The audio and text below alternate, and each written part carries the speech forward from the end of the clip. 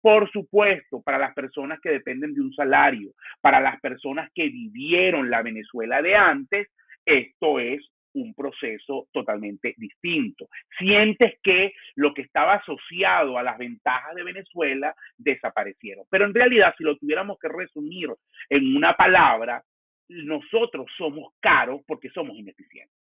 Y no es por viveza criolla. Yo sé que aquí me va a caer encima un buen tío. Todo el tiempo ocurre. Yo puse un post hace una semana, el famoso post del frenazo, y ahí un señor puso una frase: todo mejoraría. Yo vi los comentarios. Todo mejoraría si no hubiera viveza criolla. Si los empresarios no, mira, ojalá fuera así. Ojalá fuera un tema de viveza criolla. Emprenda usted. No, Eso Claro, quiere decir, porque es que no es, monta, y lo digo y vengan de a uno, como siempre digo, porque yo trabajo en consultoría con empresas. Aquí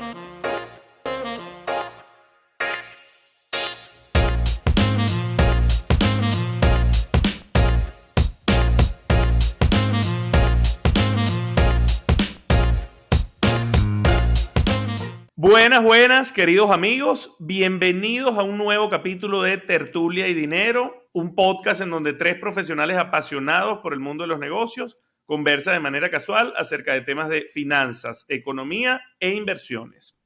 Hoy, como siempre, este capítulo llega a ustedes gracias a nuestros patrocinantes. En primer lugar, don Asdrúbal. Bueno, nuestros amigos de BanPlus que tienen soluciones para todo. Hoy los clientes de BanPlus que tienen la cuenta en divisas de su negocio cuentan con una solución maravillosa. Se trata de la tarjeta de débito jurídica que permite hacer los pagos del negocio en cualquier punto de venta en el país y en bolívares con cargo a la cuenta Divisas Plus. Así, sin complicaciones, pueden renovar, por ejemplo, su inventario cuando lo necesiten o incluso hacer pagos de cosas pendientes que tiene el negocio con este instrumento. Divisas Plus de BanPlus siempre a la mano. este podcast Tertulia de Dinero llega gracias también a nuestros amigos de Ron Santa Teresa y su Ron Super Premium Santa Teresa 1796. El ron que transforma vidas. Y por si fuera poco, llega gracias al grupo Obelca, una organización que tiene más de 10 años en el mercado venezolano ofreciendo soluciones integrales a los clientes y dándole la vuelta a los problemas de la gente. Y llega también gracias a nuestros amigos de Venezuelan Cargo Broker, que es una empresa de logística integral con más de 14 años de experiencia, presencia y cobertura en los principales puertos y aeropuertos del mundo. Actualmente son líderes en el mercado venezolano, movilizando más de 4.500 contenedores al año para los principales importadores del país. Si necesitan importar o exportar un contenedor o realizar carga aérea desde cualquier origen o a cualquier destino, servicio de aduana, transporte terrestre, almacenes, la gente de Venezuelan Cargo Broker tienes que buscar porque te pueden ayudar a resolver estos temas. Así es, me gusta el nivel de diversificación que tienen los patrocinantes de Tertulia y Dinero. Si Parecen cotizaran como en bolsa, hechos. bueno, Ron Santa Teresa cotiza en bolsa venezolana, pero si todos cotizaran en bolsa por ese nivel de diversificación, sería una cartera bien diversificada. ¿Verdad Sí que que sí? sí. Tienes Eh, banco, alimento, logística, está súper bien. Servicio financiero. Así es, hermano, así es. Vamos a hablar un poco de lo que es la inteligencia artificial para los negocios, por ahí con todo este tema, este boom de ChatGPT y el resto de las aplicaciones. Nombro esta digamos, por ser la más representativa. Han como aflorado algunos miedos o aparecen algunos fantasmas de que esto va a eliminar los trabajos tradicionales, de que en realidad no representa un verdadero ahorro para las empresas. Bueno, de esto vamos a estar conversando un poco. También vamos a conversar de un tema que nos han pedido hasta el cansancio en nuestras redes sociales y en el canal, que es el tema de por qué Venezuela está tan costosa, por qué ha aumentado tanto el costo de vida. Ahí Asdrúbal, bueno, nos va a dar una clase magistral sobre lo que ha pasado y lo que está pasando, ¿no? en Venezuela. Y como siempre, cerramos con la píldora que nos trae José Miguel Farías, que ya es costumbre en Tertulia y Dinero. Buena píldora la de hoy. Y que vuelve para esta nueva temporada de Tertulia y Dinero. Inteligencia artificial para los negocios. Yo tengo ahorita, Asdrúbal, una consultoría en un banco multilateral y tengo miedo de perder mi trabajo dentro de año y medio, no sé, 2 años, por temas de inteligencia artificial. ¿Qué me dirías a mí o a cualquiera que esté en una situación parecida de cara a lo que puede ser la inteligencia artificial en el mundo corporativo como lo conocemos hoy? Bueno, mira, primero hay que entender el momento, ¿no? Esto fue como un despegue con ChatGPT, la aplicación esta, y bueno, a partir de allí, bueno, viene una gran cantidad de profecías, proyecciones, yo creo que son cosas que hay que ver con mucho cuidado, está arrancando, pero como todo proceso de este tipo que ha ocurrido en la dinámica de la historia de la humanidad, siempre, por supuesto, va a venir con cambios y va a generar lo que algunos economistas llaman la destrucción creativa, o sea, procesos de cambio. Es como cuando se pasó del caballo al automóvil o cuando se pasó de todo lo que era el carbón al petróleo. Es decir, en la medida que la humanidad evoluciona, se hace mejor, se hace más eficiente, por supuesto que ese proceso de cambio trastoca las dinámicas y hay ganadores y perdedores, pero en el neto lo que se gana, y eso es lo que quiero destacar, lo que se gana es muy superior. Entonces, yo creo que la inteligencia artificial llegó para quedarse, tiene, digamos, utilidades en diferentes ámbitos, en el manejo de la data, por ejemplo, todo lo que tiene que ver con uso de imágenes satelitales para diferentes ámbitos, ámbitos de la economía, ámbitos de las políticas públicas, ámbitos de la geología, de la meteorología, en el campo de la medicina, todos los avances que también puede dar los temas de inteligencia artificial, lo vimos incluso también cómo esos avances llegaron, por ejemplo, al tema de la vacuna COVID, que tiene mucho que ver con estos procesos, lo rápido que esa vacuna se generó, lo tienes también en el campo de las empresas, todo lo que es la dinámica de automatización de procesos y de construcción de indicadores en tiempo real y con rapidez para poder tomar decisiones en el ámbito de la atención al cliente, bueno, en el ámbito de las comunicaciones. Entonces, los campos son muy variados. Por supuesto, insisto, la novedad, siempre hay alguien que se sienta amenazado, siempre hay alguien que sienta que probablemente su trabajo pueda desaparecer, pero la clave aquí, insisto, es, uno, la mejora que como humanidad vamos a tener, número dos, no puedes aislarte, no puedes negar el proceso y tienes más bien que ver cómo me puede ayudar y cómo puede ser una herramienta para mejorar. Por ejemplo, y con esto cierro para escucharlos a ustedes, en el ámbito de la educación, y ahí José puede aportar mucho porque está estudiando en este momento. ¿Qué es lo que mucha gente está haciendo ahorita? Bueno, vamos a prohibir estos chats, vamos a prohibir estos aplicativos, los muchachos, los niños, los que están en las universidades no lo pueden usar. Yo creo que eso es un error, a mi juicio.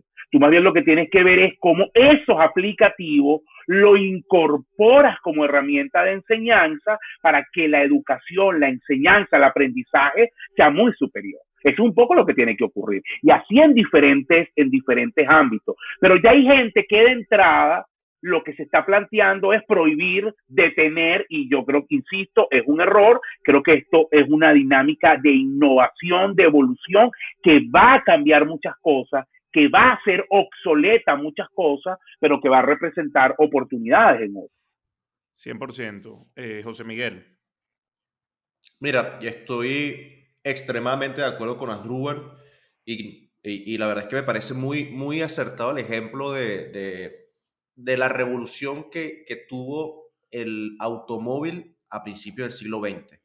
Evidentemente, para el que tenía un negocio de caballos, el resurgir de los automóviles, el que apareciera Henry Ford con su famoso Model T, que lo vendía negro a todo el mundo, y ese cambio que hubo, evidentemente hubo pérdida, pero en el neto es innegable e incluso me atrevería a decir incuantificable lo que significó durante todo el siglo XX que pasáramos a andar en caballos a que ahora andemos en carros, ¿no? Claro. Eso viéndolo desde el punto de vista macro.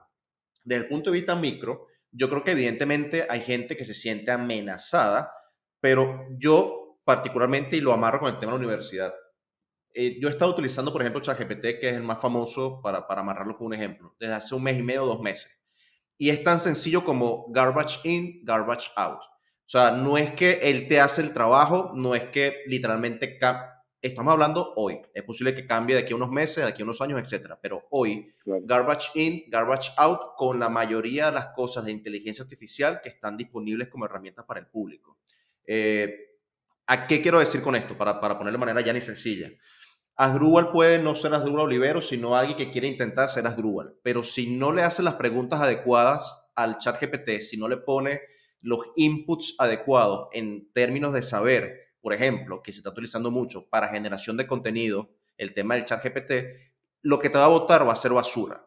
Y entonces no tiene ningún tipo de potencialidad el contenido que te está generando la inteligencia artificial. Eso desde el punto de vista solamente de generación de contenido, que creo que es muy importante porque yo lo estoy utilizando también para automatizar muchas cosas. Por ejemplo, yo estoy haciendo hilos con ChatGPT, yo le escribo y un ejemplo también conciso profesional. Mi LinkedIn lo cambié literalmente, le pide ChatGPT. Estas son las cosas que hice, por ejemplo, cuando estaba en Más Valor o en Rendivalores, por ejemplo. Me puedes hacer esto de manera mucho más elegante, de manera profesional para LinkedIn, y te lo cambia y te lo construye. Buenísimo, pero también depende mucho de la forma en la que tú se lo pidas, en el contenido que tú le pongas y cómo sabes utilizar la herramienta. Yo diría de que no hay que temerle, sino más bien abrazarla. Yo nunca he sido bueno, y los que me conocen, los que han visto clase en Finbi, con nosotros, nunca he sido bueno con el tema de tecnología. Yo he sido fatal con Excel, pero llega un momento en el que sencillamente no puedes, o sea, y yo siempre, o sea, yo no vi Excel cuando estaba estudiando en la UDO. Mala de la UDO, mala mía, que nunca me interesé. Pero en el IESA no pude escaparme de utilizar Excel porque evidentemente para hacer una maestría en finanzas tiene que saber Excel. Llegué a hacer el MBA y en Analytical Problem Solving, en estadísticas, etcétera, no pude evitar aprender a usar Excel. Entonces, véanlo como algo que tienen que aprender a usar porque tienen ustedes la necesidad de querer aprenderlo y no por obligación, porque al final cuesta el doble. Y creo que ahorita, gracias a YouTube, gracias a yo he visto tutoriales de hilos. O sea, ahora la gente lo único que hace es tuitear de la potencialidad de ChatGPT. Agarren Sí, esos hilos, sí. ábranse una cuenta de ChatGPT que todavía tiene por lo menos la versión gratuita, que es bastante buena. Los traducen si no saben el inglés y aprendan a utilizar la herramienta. Y creo que las potencialidades son enormes. O sea, No, y también, va a haber cambios, sí, pero las potencialidades son grandísimas. no, y también, José, creo que también hay mucho profeta del desastre. Uno lee una cantidad de gente diciendo el desempleo, Terminator. la desaparición, y exactamente las máquinas te van a dominar. Y creo que, insisto, esto hay que darle tiempo, apenas está empezando, y por supuesto que es un proceso que todavía por descubrir. Yo recuerdo, esto se me parece mucho cuando empezó la pandemia, que todo el mundo hablaba del teletrabajo como algo que llegó para quedarse, que más nunca se iba a volver a las oficinas, que las ciudades se iban a exactamente, que las ciudades iban a totalmente a replantearse porque ya no iban a tener ese dinamismo que existía antes, porque la gente con el tema del teletrabajo descubrió una... Y la verdad es que sí, el teletrabajo hoy tiene una presencia mucho mayor que en el pasado. Se están redefiniendo cosas, hay gente que tiene esquemas híbridos, hay países que incluso están replanteando como Gran Bretaña el tema de la semana laboral de 4 días, pero la gente volvió a sus oficinas, la gente volvió otra vez a tener interacción, la gente volvió a darle dinamismo a las ciudades. Entonces, por eso digo, hay que aterrizar bien las cosas y no tampoco pensar que con esto se acabó todo y es como otro mundo, ¿no? Creo que es una transición y van a convivir cosas unas con otras, y no creo que el cambio tampoco sea algo de la noche a la mañana, ¿no?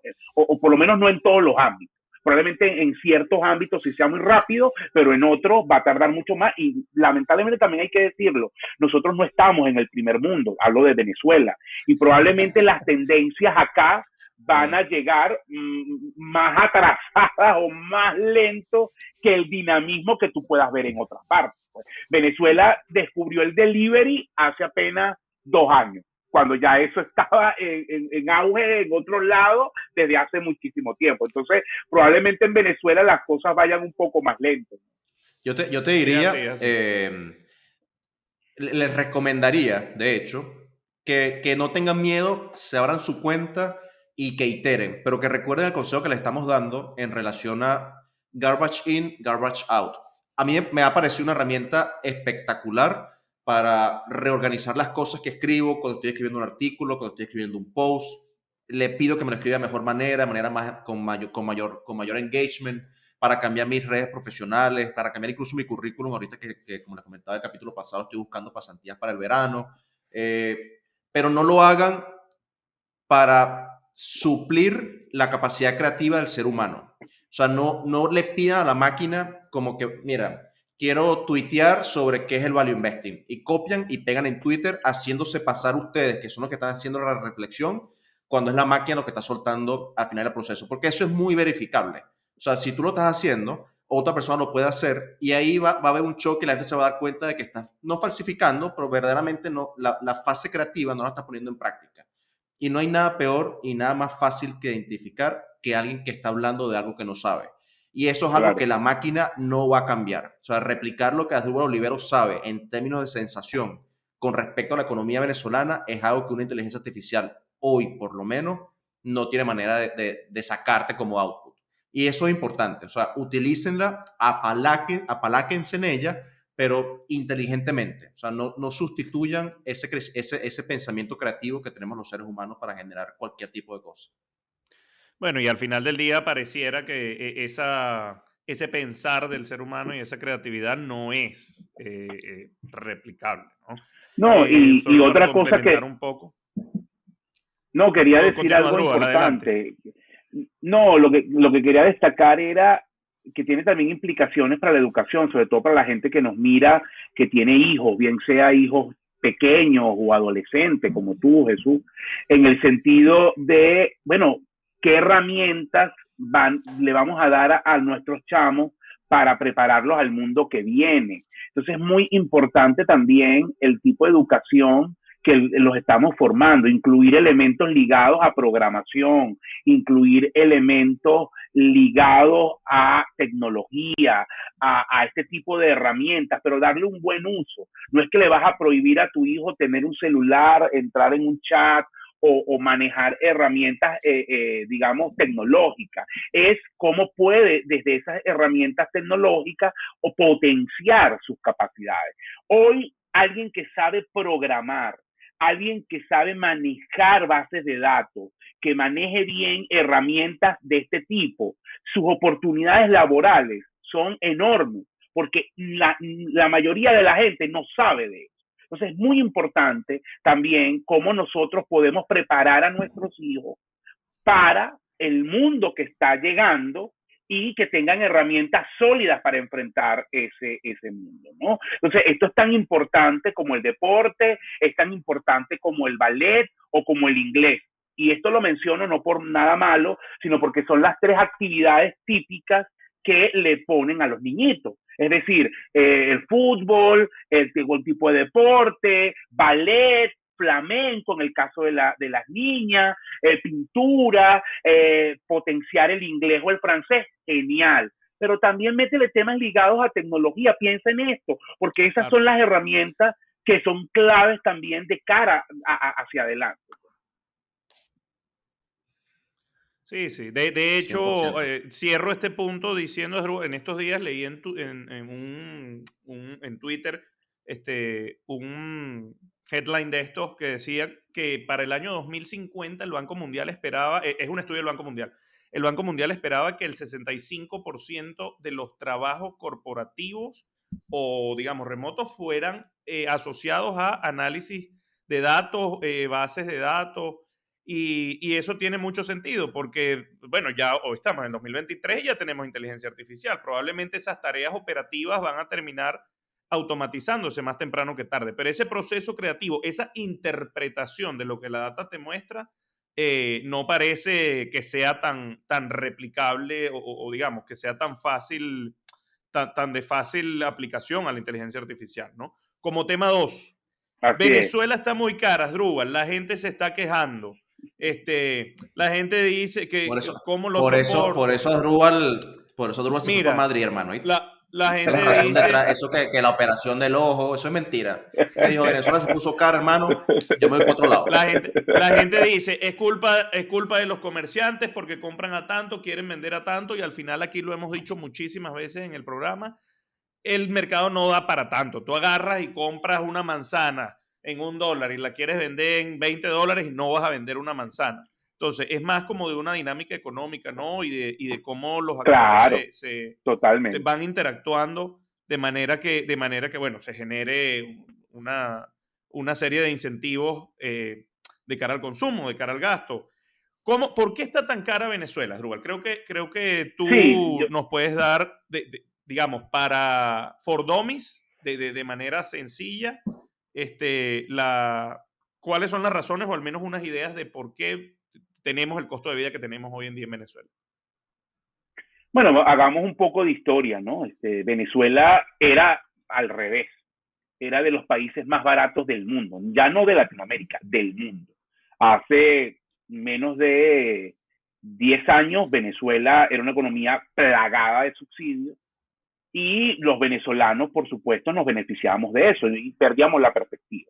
En términos de lo que costaban hacer un mercado, de lo que era el costo, por ejemplo, de los servicios básicos, lo que era llenar el tanque de combustible. Entonces, el valor del crédito, tú te endeudabas para comprarte un apartamento y al cabo de año y medio, se diluía ese valor del crédito y ya era prácticamente un regalo. Lo mismo al usar la tarjeta de crédito, quien tuviera acceso a un crédito comercial o quien comprase divisa. Entonces, lamentablemente, nosotros desde hace mucho rato tenemos una distorsión de precio y lo caro barato es muy relativo. O sea, en esa época nadie se planteaba, bueno, si éramos caros o no, más bien éramos muy baratos. Vino la crisis, en un momento la devaluación fue mucho más agresiva que la inflación, porque obviamente los subsidios contenían la inflación y por eso te rendían tanto los dólares. Por ahí en 2015, 2016, bueno, eso era la famosa frase, tengo $100 y me siento millonario, porque era verdad, todo en dólares era extremadamente barato y si había alguien, bueno, donde trabaja Jesús, que era en ese momento una de las pocas excepciones en Venezuela que pagara en dólares, bueno, se sentían millonarios porque efectivamente el tema de acceder a moneda dura en ese contexto te hacía que, en términos relativos, tu poder de compra era muy grande. Llegó la hiperinflación. La inflación trastocó todo. Y además, después de la hiperinflación, se revirtió el proceso. La inflación fue más agresiva que la devaluación y nos empezamos a encarecer en términos de moneda dura. Y para no hacer este cuento muy largo, también llegó la dolarización, que la dolarización trajo una ventaja y es que redujo las tasas de inflación.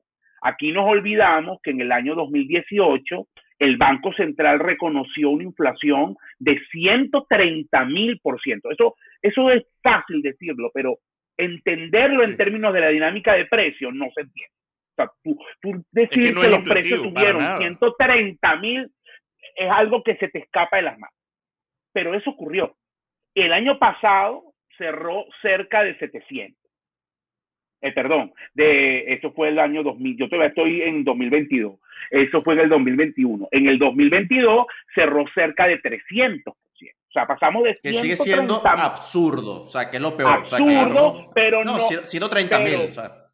Claro, pero yo quiero rescatar algo, José, y es pasar de 130,000 a 300%, no fue inocuo. Es decir, eso implicó el uso del dólar, una dolarización en precio, en ciertas dinámicas que nos encarecen porque no cambió nuestra base productiva, no somos más productivos, no tenemos mayor eficiencia, no hay más industrias produciendo. Entonces, eso hace que en términos relativos nos hayamos encarecido. Por supuesto, para las personas que dependen de un salario, para las personas que vivieron la Venezuela de antes, esto es un proceso totalmente distinto. Sientes que lo que estaba asociado a las ventajas de Venezuela desaparecieron. Pero en realidad, si lo tuviéramos que resumir en una palabra, nosotros somos caros porque somos ineficientes.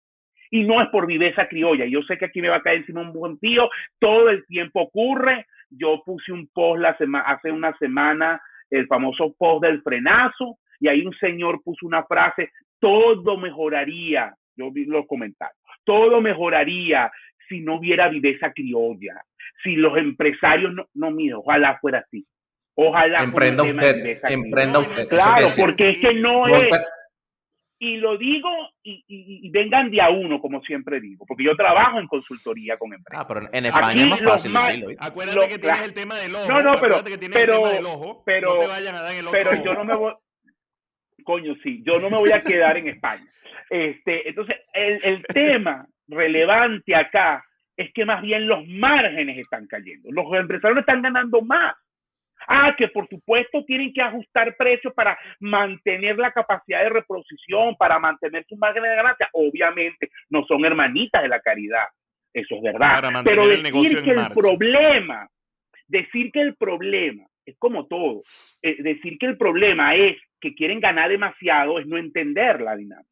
Porque es que si tú sigues aumentando los precios porque tú quieres, vas a vender menos, que es lo que está ocurriendo ahorita. Entonces, hay una estructura de ineficiencia que nos ha encarecido. ¿En qué se da esa estructura de ineficiencia? Problemas de servicios públicos. Tú tienes que invertir más que en otros países en temas de infraestructura, en temas de abastecerte tu propio sistema de agua, tu propia electricidad, asfaltar calles, pagar el transporte de tus empleados, la economía de escala. Esto es muy importante porque la gente pierde la perspectiva. A muchos les encanta decir: en Venezuela el salario es $10 y tal producto cuesta 10. En España el salario es 1,000 y tal producto cuesta 4. ¿Cuántas unidades, amigo? Piense, economía de escala. ¿Cuántas unidades se venden en España con el tamaño de mercado de la economía española, que es relevante? ¿Cuántas unidades vende un empresario en Venezuela con el tamaño de mercado de la economía de Venezuela? No son comparables. Entonces, por lo tanto, las estructuras de costo y de costo unitario son muy diferentes. Cuando hablo de costo unitario es cuando yo divido mis costos entre el número de productos que vendo. Entonces, por supuesto, eso se llama economía de escala, es uno de los primeros conceptos que se estudia en economía. Si yo tengo unos costos fijos, pero mi producción es gigante, la capacidad de diluirlo es mucho mayor.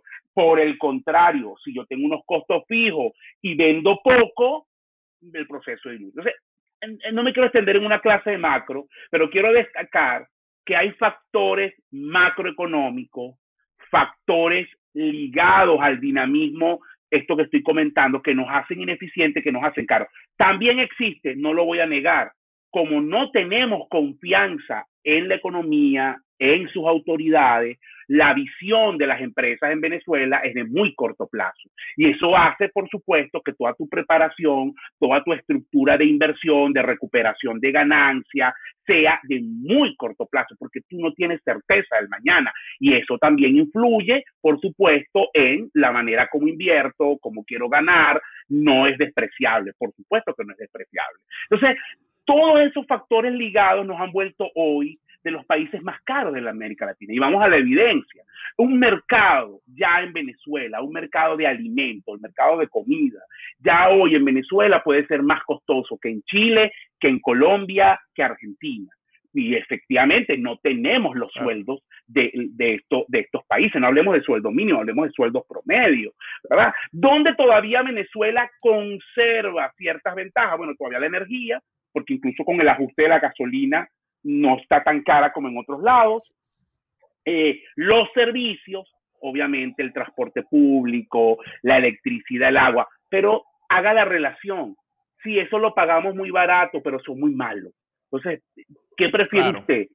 ¿Pagar un poco más y querer un servicio que funcione? Por ejemplo, ¿cuánto cuesta nuestro metro en relación con América Latina y con otros países? Es nada. Ahora, funciona nuestro metro. puede usted irse a su trabajo en el metro. O dicho de otra manera, si usted tuviera condiciones, ¿se iría en metro o escogería su carro u otro tipo de transporte?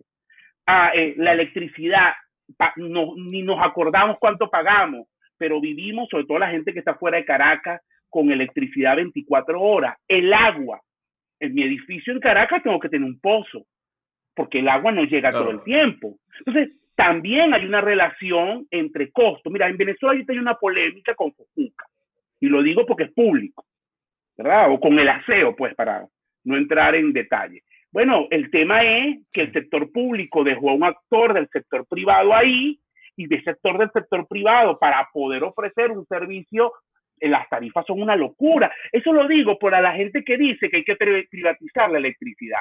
¿Usted se imagina que usted ponga un actor privado a manejar la electricidad y que él tenga que cubrir todos sus costos? ¿Cuánto pagaríamos por la electricidad? Esas son discusiones relevantes porque ahí entra el rol del sector público. Entonces, dicho de otra manera, sí, nos hemos dolarizado, somos muy ineficientes y nos hemos vuelto muy caros.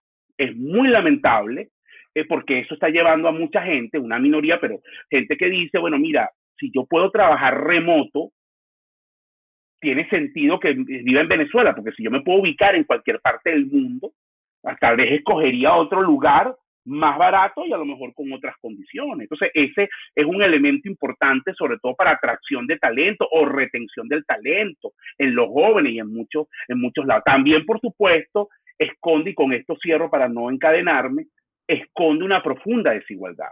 Porque un país así de caro, para un salario promedio del sector privado. ¿Usted sabe cuánto es el salario promedio del sector privado? En estos momentos, más o menos $170. ¿Usted sabe cuánto cuesta la canasta de alimentación? Cuesta cerca de $400. Es decir, que el salario promedio del sector privado, ni hablar del sector público, que eso es otra tragedia, no cubre ni la mitad de la canasta alimentaria.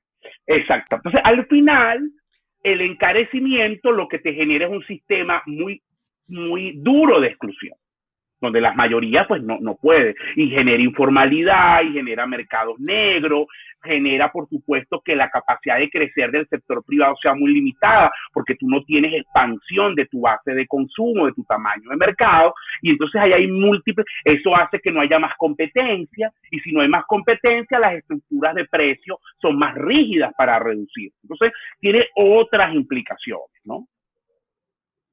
Mira, Asdrúbal, te voy a decir algo. Nosotros queríamos entender por qué Venezuela estaba tan cara, pero no queríamos que te pusieras bravo, hermano. Toma un poquito. No, me emocioné. No debería emocionarme mucho porque mi doctor que me está, el doctor que me está tratando aquí me dijo que tengo que estar en calma, que la tensión del ojo es mala, que se me altere, bueno. Entonces, vamos a bajarle dos. No, mira, ya fuera de bromas, de verdad que como siempre, esto es una clase magistral, o sea, y digamos, ilustra la forma en la que tú nos explicas todo esto, ilustra claramente que el problema no es ni de viveza criolla, ni de que tú mañana tienes que dolarizar y entonces dolarizando se solucionan todos los problemas, o que tienes que emitir más dinero o menos dinero, o darle libertad a la banca. O sea, es un cúmulo de cosas que al final del día lo que engloba es unos desafíos de políticas públicas de cara al futuro que son titánicos. Y esto, por supuesto, lo vamos a poder y que tiene que ver en otro capítulo. Eso da para otro capítulo, pero hay que hablar aquí del tema del rol del Estado, porque yo soy un creyente de la privatización, pero también hay que entender dónde. O sea, en servicios públicos, aquellos que se llaman monopolio natural, a los que les interesa el tema, lo pueden revisar, hay que pensar bien. Es decir, cómo es privatizar la electricidad y cómo un actor privado sin el Estado metido puede generar estructuras de costo óptimas para lo que te va a costar la electricidad como persona natural y como empresa. ¿Cómo haces con el metro? Claro. Tú no puedes tener 5 metros en una ciudad. ¿Cómo haces si el metro lo opera un privado? Entonces, porque los incentivos del sector público y del sector privado son totalmente diferentes. Es decir, esto tiene muchas aristas, ¿no? 100%. Pero vamos a anotar por ahí estas preguntas que quedaron al aire, lo vamos a anotar para un próximo, incluso puede ser un live o para uno de los próximos capítulos de esta temporada. Farías, píldora del capítulo 2 de esta temporada. Mira, yo no quise interrumpir a Drupal, pero solamente quiero resumir me pareció extraordinario, por eso no quise molestarlo, pero quisiera cerrar con esta frase famosa de Churchill, que es que muchos miran al empresario como al lobo que hay que abatir, otros lo miran como la vaca que hay que ordeñar, pero muy pocos lo miran como el caballo que tira del carro. Y creo que es muy Así es. imperativo que las personas cuando estén en Venezuela piensen en esa frase cada vez que juzguen a alguien que está intentando emprender o hacer empresa en Venezuela. Cerrando ese tópico, mira, la píldora de hoy no es un libro, no es una acción tampoco, es un documental reciente de Netflix, salió la primera semana de enero, sobre Bernie Madoff. Es como el monstruo de Wall Street, la traducción en español, son 4 capítulos, cuenta, para aquellos que vieron la película de Robert De Niro, Wizard of Lies, El Mago de las Mentiras, creo que es la traducción, es una película maravillosa, también la recomiendo que la vean, pero el documental va mucho más al detalle y verdaderamente muestra desde adentro, con actores que formaban parte del negocio legal de Bernie, cómo se fraguó en cierta forma un negocio o un esquema piramidal de estafa Ponzi por muchas décadas. Relatos muy duros porque muestran gente que perdió prácticamente todos sus ahorros como parte de esta estafa. Cómo impactó a la comunidad judía. Recordemos que Bernie Madoff, que murió hace un par de años, era judío y muchos de sus clientes eran precisamente judíos en Norteamérica. La verdad es que es un documental maravilloso, se lo recomiendo. Es financiero, pero también deja muchas lecciones de vida y muchas alertas en relación a cómo podemos evitar caer embaucados y perder, como en muchos de estos ejemplos, prácticamente los ahorros de toda una vida de trabajo. Excelente. Es así, bueno, excelente recomendación. Yo empecé a verla y la verdad que está bastante interesante. Mire, y aprovechen que en Venezuela todavía pueden compartir las contraseñas de Netflix. Dato de caballo acaba de lanzar Drupal Oliveros ahí. Mira, redes sociales. @tertulia y dinero en Instagram, @tertulia_dinero en Twitter, Tertulia y Dinero, nuestro canal de YouTube. Ahí en el buscador de YouTube van a escribir Tertulia, les va a salir de primero. Coméntenos, compártenos, denle like, suscríbanse. Asdrúbal está esperando. Y bueno, vamos lento pero seguro. Pero Asdrúbal está esperando su placa de 100,000 suscriptores del canal. Por acá, @Jesús Leonet en Instagram y en Twitter. Por allá, José Miguel. Por acá, @JM Farías U en Instagram y en Twitter. Suscríbanse, compártanlo, por favor. Ya somos como 13,000 suscriptores. Vamos a intentar llegar a 25,000 al final de esta temporada. Confiamos en ustedes. @AR Oliveros en Instagram y Twitter. Y de verdad, síganos en nuestro canal de YouTube. Entonces, nada, se viene. Muchachos, nosotros nos vemos pronto. Tenemos que seguir la planificación de lo que va a ser esta temporada, todo lo nuevo que viene en Tertulia y Dinero. Ratificar, por supuesto, la invitación porque vienen algunas novedades también en esta temporada. Y agradecer, como siempre, a nuestros patrocinantes y a toda la audiencia que nos oye. Señores, esto fue Tertulia y Dinero, un podcast en donde 3 profesionales apasionados por el mundo de los negocios conversan de manera casual acerca de temas de finanzas, economía e inversión. Fuerte abrazo a todos. Chau, chau. Chau, chau. Chao.